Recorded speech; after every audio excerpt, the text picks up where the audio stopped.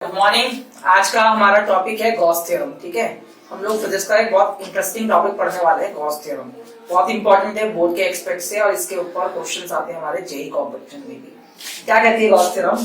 तो बेटा Gauss theorem कहती है हमारा the total electric flux over the close surface S in vacuum is 1 upon epsilon naught times the total charge Q contained inside S। क्या कहने का मतलब है, इसमें क्या क्या किसी चीज की बात हो रही है? एक बात हो रही है फ्लक्स की, एक क्लोज सरफेस और एक चार्ज क्यू। ठीक है, गॉस थ्योरम को समझ सकते हैं। स्टेटमेंट होता है बेटा फ्लक्स, इलेक्ट्रिक फ्लक्स की सरफेस से बाहर आने वाला फ्लक्स का फॉर्मूला क्या होता है? Close integration of E dot ds। तो किसी सरफेस से बाहर निकलने वाला flux 1 upon epsilon naught times होता है चार्ज एनक्लोज्ड बाय E। मतलब इस सरफेस के अंदर चार्ज कितना है? Q। उसका 1 upon epsilon naught टाइम्स होगा। जिन बच्चों को इस स्टेटमेंट समझ में नहीं आया वो अभी समझ में आ जाएगा जडायग्राम की हेल्प से। ऐसा क्या होता है बेटा, ये जो क्लोज सरफेस की हम बात कर रहे हैं ये होती है यहाँ पे गॉसियन सरफेस। क्या होती है गॉसियन सरफेस? किसी भी चार्ज, जैसे एक चार्ज है Q, ठीक है, इससे r डिस्टेंस पे हमने एक स्फेरिकल सरफेस एज्यूम कर ली, इमेजिनरी। इसे बोलते हैं अपन लोग गॉसियन सरफेस। तो किसी भी चार्ज के चारों तरफ का वो सरफेस जिसके हर एक पॉइंट पर इलेक्ट्रिक फील्ड की इंटेंसिटी कांस्टेंट हो, उसे हम लोग इमेजिनरी गॉसियन सरफेस कह देते हैं। इसकी शेप अलग अलग हो सकती है, जैसे लाइन चार्ज के केस में गॉसियन सरफेस सिलिंड्रिकल बनती है, पॉइंट चार्ज के केस में गॉसियन सरफेस स्फेरिकल बनती है। ये चार्ज की सिमेट्री पर डिपेंड होता है। तो गॉसियन सरफेस क्या है? किसी चार्ज के चारों तरफ की वो सरफेस जिस पर हर पॉइंट पर इस चार्ज की वजह से इलेक्ट्रिक फील्ड की इंटेंसिटी क्या हो? कांस्टेंट हो, मतलब स्फेरिकली सिमेट्रिकल पोजीशन। ये एक सरफेस है। इस सरफेस के अंदर चार्ज एनक्लोज्ड है Q, जो हमने इसके सेंटर पे ले रखा है। थोड़ा सा इसको सेंटर पे बना लेते हैं, सेंटर पे रखा है। ठीक है, रेडियस कितनी सरफेस की? S। इस सरफेस को नाम दे दिया मैंने S। तो इस सरफेस से बाहर निकलने वाला टोटल फ्लक्स, इसका फॉर्मूला होता है close integration of E dot ds। वो होना चाहिए इस थ्योरम के according 1 upon epsilon naught times of total charge enclosed in this surface. Statement समझ में आया? ठीक है, इसका प्रूफ देखते हैं। बहुत इजी है, इसका प्रूफ देखते हैं। सपोज मैंने यहां पर एक पॉइंट एज्यूम कर रखा है P, ठीक है, यहां पर P पॉइंट है, सरफेस पर, गॉसियन सरफेस पर एक पॉइंट है P। तो इस चार्ज की वजह से, इस चार्ज की वजह से, पॉइंट चार्ज की वजह से P पॉइंट पर लगने वाला इलेक्ट्रिक फील्ड कितना होगा? इलेक्ट्रिक फील्ड का फॉर्मूला क्या होगा P पॉइंट पर? सर वो होगा vector E is equals to 1 upon 4 pi epsilon not Q over R square साथ में R कैप। पढ़ा है? पॉइंट चार्ज की वजह से इलेक्ट्रिक फील्ड निकालना, तो इस पॉइंट चार्ज की वजह से इलेक्ट्रिक फील्ड इतना होगा। और डायरेक्शन कैसी होगी इसकी? Radially outward. हमने उस डायरेक्शन को नाम दे दिया R कैप। रेडियली आउटवर्ड क्यों? क्योंकि पॉजिटिव चार्ज से इलेक्ट्रिक फील्ड रेडियली आउटवर्ड होता है।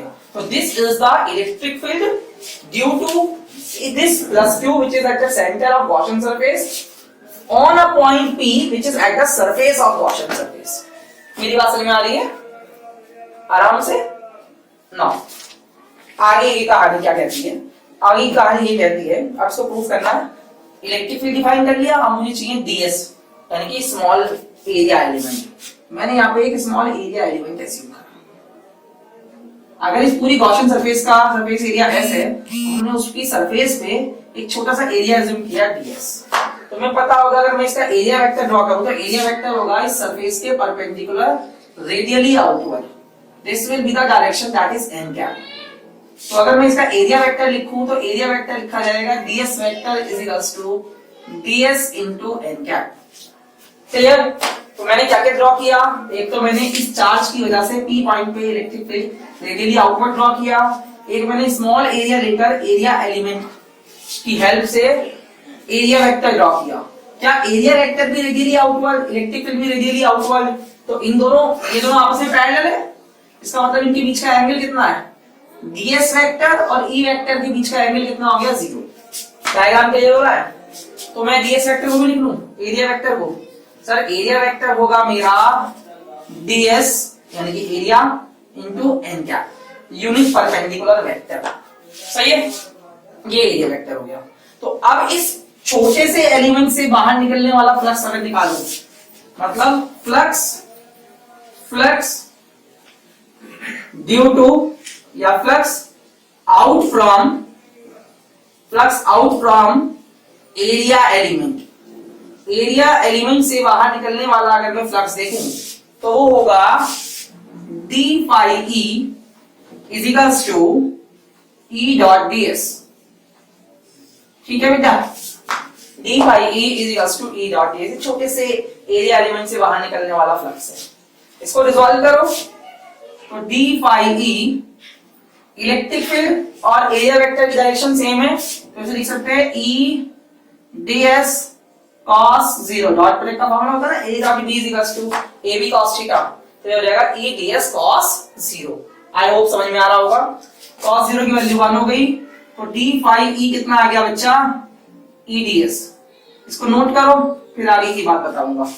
ठीक है, d phi e is equals to e dot ds।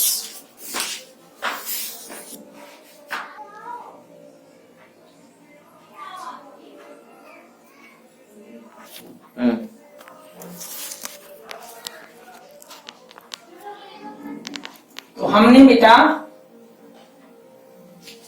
एक एरिया एलिमेंट से बाहर निकलने वाला स्मॉल फ्लक्स कैलकुलेट किया और वो कितना आया, d phi e is equals to e dot ds।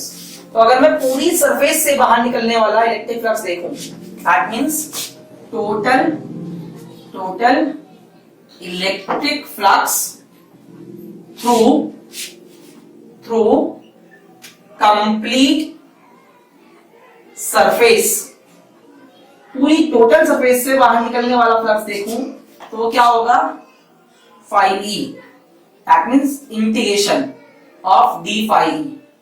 और इंटीग्रेशन भी कैसा, क्लोज इंटीग्रेशन, क्योंकि सरफेस कैसी है, close integration of d phi e।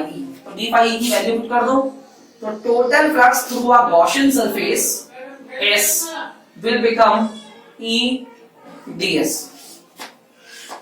क्या हो जाएगा, e ds। e की और ds की वैल्यू रखो, क्या हो जाएगा मेरे पास में, e हो जाएगा 1/4 पाई एप्सिलॉन नॉट और q अपॉन r स्क्वायर। एक होगा इलेक्ट्रिक फील्ड का मैग्नीट्यूड p पॉइंट पे, और ds तो ds है ही। अब 1/4 पाई एप्सिलॉन नॉट कांस्टेंट है, q कांस्टेंट है, और r भाई रेडियस तो कांस्टेंट होगी सरफेस पे, किसी भी पॉइंट पर हम लोग इलेक्ट्रिक फील्ड देखे r तो फिक्स होगी, दैट मींस सरफेस के हर पॉइंट पे इलेक्ट्रिक फील्ड की वैल्यू कांस्टेंट है। और जब कोई चीज कांस्टेंट होती है तो वो इंटीग्रेशन से बाहर निकल जाती है, तो हमने उसे इंटीग्रेशन से बाहर कर दिया, that is 1/4 pi epsilon not q upon r square close integration of ds। और ds का इंटीग्रेशन हो जाएगा s। फाइनली मेरे पास एक एक्सप्रेशन आया 1/4 पाई epsilon not q upon r square, और ये हो गया बेटा s। यहाँ पे s क्या है, यहाँ पे s है total surface area of the surface, और you can say that total surface area of the Gaussian surface. ये एक स्फीयर है ना, स्फेरिकल है, तो टोटल सरफेस एरिया क्या होगा, 4 पाई r स्क्वायर। पता है ना स्फीयर का सरफेस एरिया क्या होता है, 4 पाई r स्क्वायर। तो फाइनली मेरे पास में जो एक्सप्रेशन आ गई वो क्या आ गई, 1/4 पाई epsilon not q upon r square, और ये हो गया 4 पाई r स्क्वायर। बेटा 4 पाई r स्क्वायर से 4 पाई r स्क्वायर कैंसिल, वैल्यू कितनी बची, q अपॉन एप्सिलॉन नॉट। यही तो मेरा गॉस थ्योरम का स्टेटमेंट है कि total flux out from a Gaussian surface और from a surface s is 1/एप्सिलॉन naught times of total charge contain by the surface. तो ये है मेरा गॉस थ्योरम का प्रूफ, तुम कर लो इसको प्रॉपर तरीके से।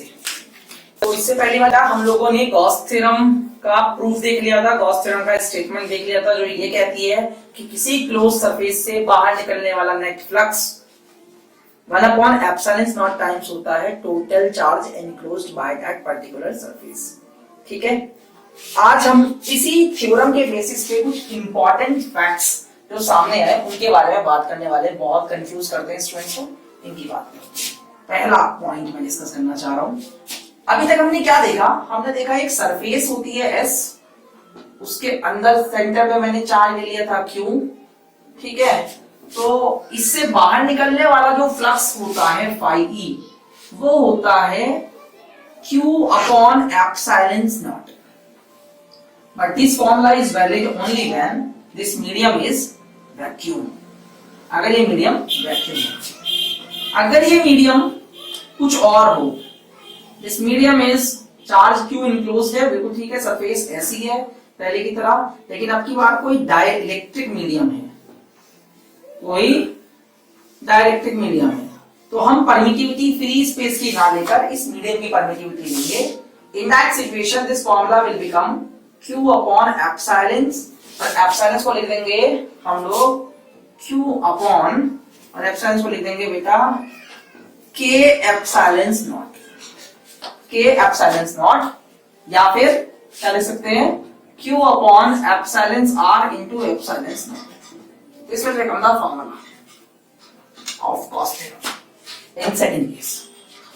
इन सेकंड केस अगर मल्टीपल चार्जेस हो सरफेस के अंदर तो आप कैसे डिस्कस करेंगे? देखो, मेरे पास एक सरफेस है, उसके अंदर बहुत सारे चार्जेस हैं, Q1, Q2, Q3, Q4, कहीं पर भी डिसलोकेट। एक इंपॉर्टेंट बात, गॉस थ्योरम के फॉर्मूले में कहीं पे भी R आती है, independent of R, in dependent of R, मतलब पोजीशन ऑफ चार्ज पर डिपेंड नहीं करता कि सरफेस के अंदर चार्ज की क्या पोजीशन है, इस पर फ्लक्स डिपेंड नहीं करता, फ्लक्स के फॉर्मूले में R नहीं आता।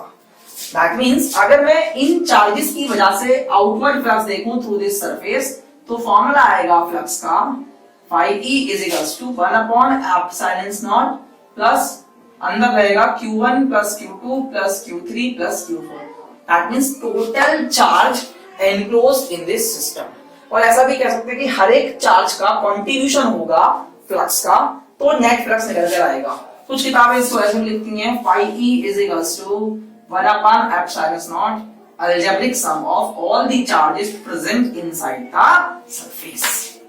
बात समझ में आ रही है बेटा? इतना इसमें कोई प्रॉब्लम नहीं है। तो क्या क्या कंक्लूजन आ गया कि जब भी हम लेंगे इस फॉर्मूले में हम चार्ज का सम लेंगे, अलजेब्रिक सम, ठीक है। अगर कोई मीडियम होगा तो मीडियम के लिए फॉर्मूला थोड़ा सा चेंज हो जाएगा, और जो फ्लक्स है वो इनसाइड सरफेस चार्ज की पोजीशन पर डिपेंड नहीं करता, ठीक है, इसमें कोई प्रॉब्लम नहीं। एक और केस डिस्कस कर लेते हैं, छोटा सा है, कि अगर सरफेस पर 1 कूलम का चार्ज रखें, सरफेस के अंदर 1 कूलम का चार्ज रखें, तो इस सरफेस S से कितनी फील्ड लाइन बाहर निकलेंगी, मतलब 1 कूलम चार्ज की वजह से किसी सरफेस से बाहर निकलने वाली नंबर ऑफ फील्ड लाइंस कैसे कैलकुलेट करते हैं? सिंपल गॉस थ्योरम लगाओ, flux number of field line को रिप्रेजेंट करता है, फॉर्मूला होता है Q अपॉन एप्सिलॉन नॉट। अगर मीडियम एप्सिलॉन नॉट है तो Q की जगह लिखेंगे 1 कूलम, इसकी जगह लिखेंगे 8.85 into 10 की पावर -12 फ्री स्पेस की परमिटिविटी, तो नंबर ऑफ फील्ड लाइंस निकल के आ जाएंगी 1.13 into 10 की पावर 11। ध्यान रखना, इंपॉर्टेंट कंसेप्ट है, नोट करो, फिर वहां पे डिस्कस करता हूं।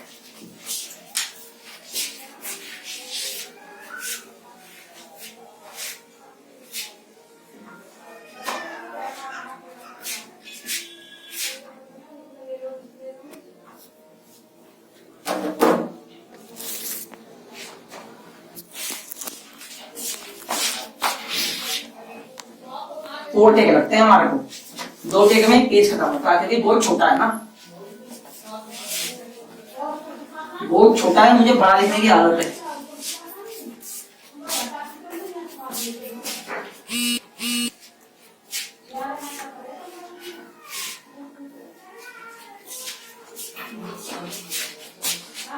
नेक्स्ट पॉइंट 4, ठीक है बेटा। पॉइंट 4, अगर किसी सरफेस के अंदर चार्ज नहीं है, ठीक है, तो उससे बाहर निकलने वाला फ्लक्स क्या हो जाएगा? 0। भाई फॉर्मूला होता है Q upon epsilon not, Q 0, तो फ्लक्स कितना निकलेगा सरफेस से बाहर? 0। लेकिन कभी कभी चार्ज होता है, लेकिन चार्ज का अलजेब्रिक सम 0 है, minus Q charge plus Q charge minus Q charge plus Q charge. Charges हैं 4, लेकिन इन सबका नेट सम 0 है, तब भी फ्लक्स 0 होगा। As I already told you, flux can be calculated as algebraic sum of charge over epsilon not minus q plus q minus q plus q over epsilon not, तो भी flux कितना आएगा 0। ठीक है बेटा, एक पॉइंट हम डिस्कस करते हैं क्या कि आउटवर्ड अगर कोई चार्ज है तो वो सरफेस से बाहर निकलने वाले आउटवर्ड फ्लक्स में कोई कंट्रीब्यूशन नहीं देता। There is no contribution of flux by outward charge. मतलब अगर सरफेस के बाहर कोई चार्ज है क्यू, तो इस चार्ज का कोई कंट्रीब्यूशन नहीं होगा फ्लक्स में, इस सरफेस से बाहर आने वाले फ्लक्स में।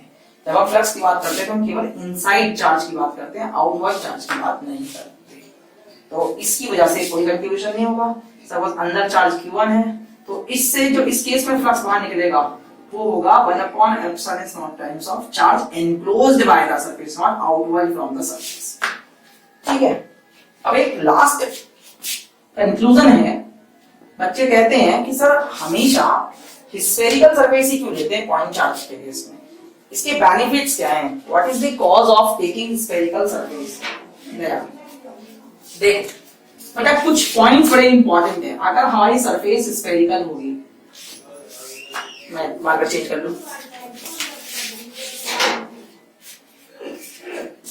अगर हमारी सरफेस स्फेरिकल होगी तो एक तो बाहर निकलने वाले चार्ज से बाहर निकलने वाले फील्ड और ये जो हम लोग ड्रॉ करते हैं एरिया वेक्टर, इनके बीच में एंगल क्या कितना बनेगा 0।